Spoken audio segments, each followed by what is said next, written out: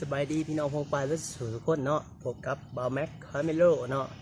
เส้นเก่าเส้นเคยเนาะมือจ้ามากินตำมะกล้วยเนาะพี่น้องพงปายเนาะนี่ตำมะกล้วยเลยว่าดีพี่น้องเลยเดี๋ยวพอสิงอกเกิดเลยพี่น้องเห็นได้ชัดเจนพี่น้องก่อนไอ้วัดกับปากกดติดตามกดซับสไครต์เนาะนี่ก็เป็นตำกล้วยท่านี้เมื่อเนี่ยตำกล้วยก็มีกระปูแซ่บพี่น้องนี่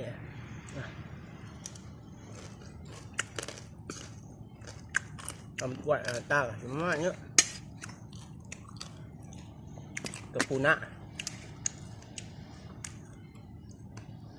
เนี่ย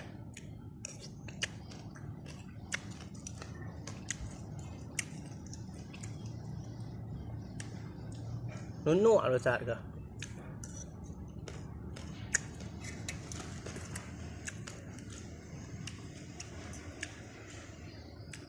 นุ่นๆเราพี่น้อง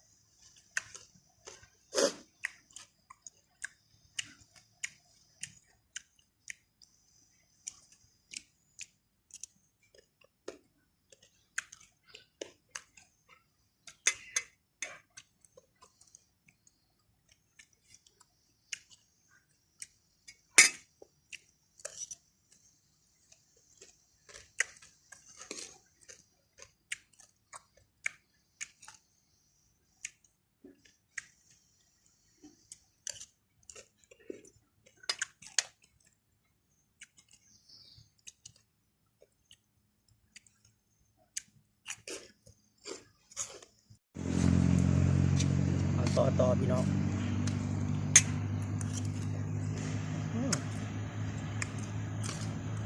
กระปูหน้า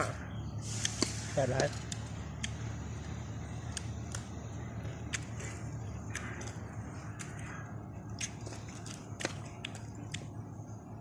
ฝั่งหน้า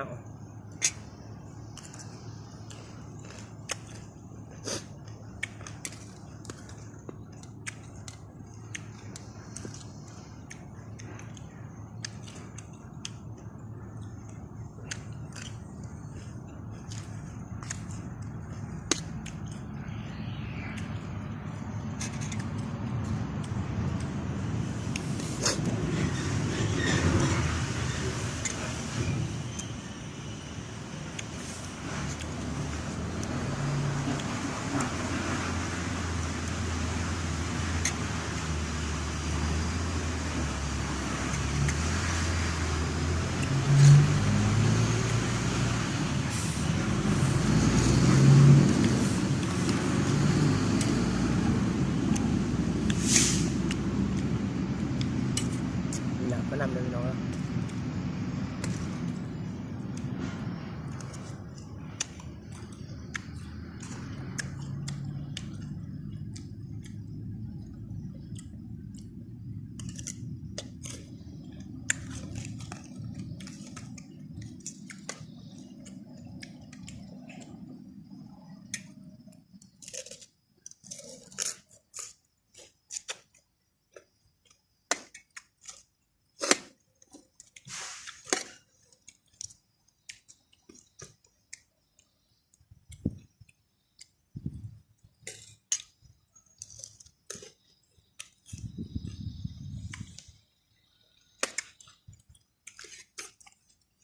ขอบ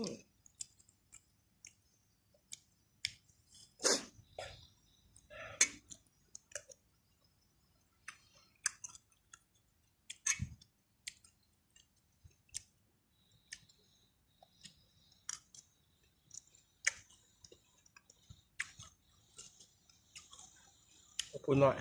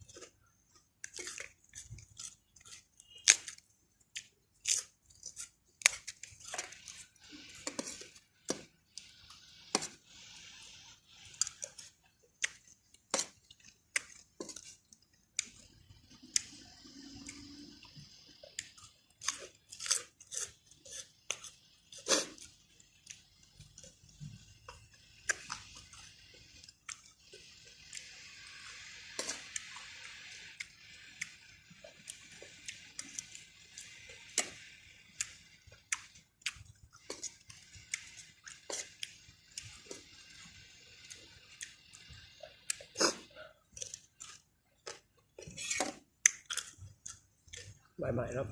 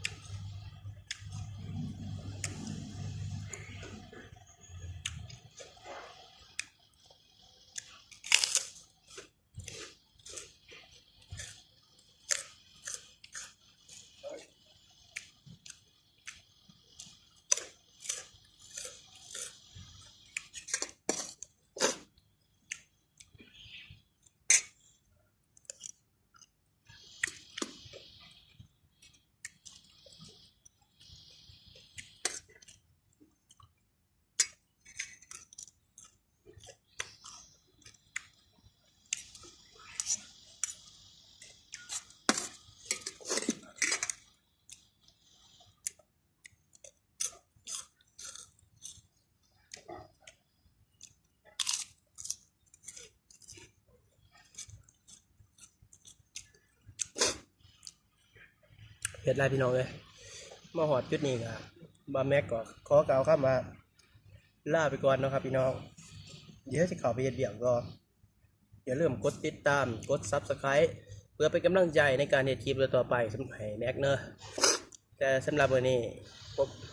แม็กขอลาไปก่อนแหละพบกันใหม่เนาะ See you again ขอบใจหลายๆขอบคุณนะครับ Thank you